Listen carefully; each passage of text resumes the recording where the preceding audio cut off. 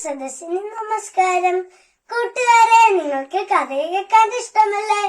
ഞാൻ ഇന്നൊരു അടിപൊളി കഥയാണ് പറയാൻ പോകുന്നത്. ഈ കഥയുടെ പേരാണ് ചെന്നായയും എലികളും. ഒരിടത്തിരടുത്ത് ഒരു ആൽമരമുണ്ടായിരുന്നു. ആ ആൽമരത്തിന്റെ ചുവട്ടിൽ ഒരു കൂട്ടം എലികൾ വസിച്ചിരുന്നു. അവർക്ക് അവിടെ ഒന്നിനും ഒരു കുറവില്ലായിരുന്നു.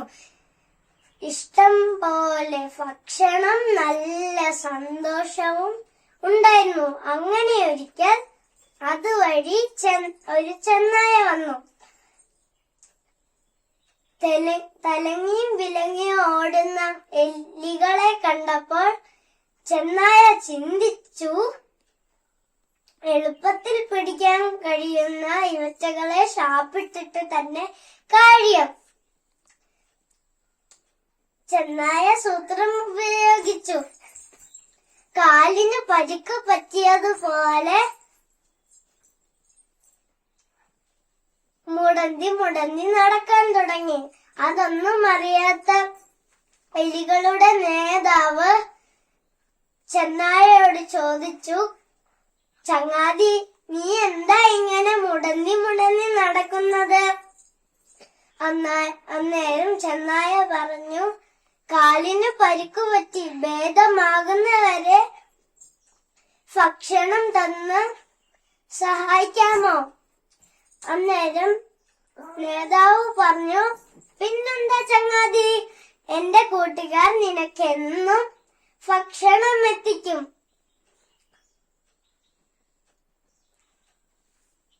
പിറ്റേ ദിവസം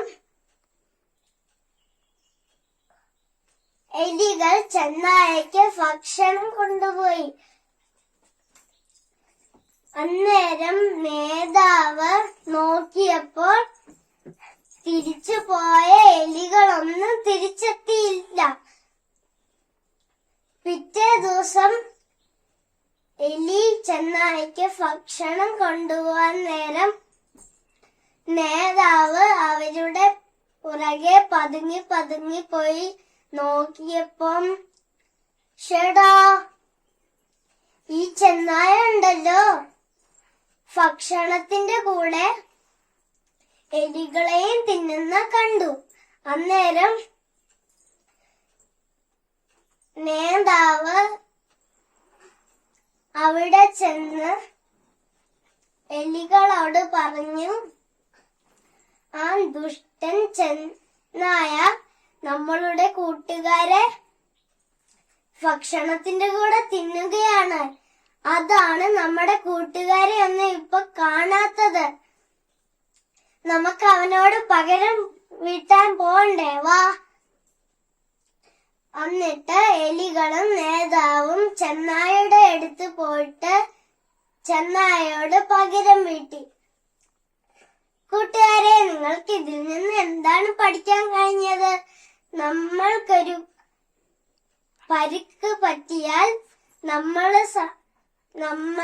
സഹായിക്കുന്നവരെ ഒരിക്കലും നമ്മള് കബളിപ്പിക്കാൻ പാടില്ല.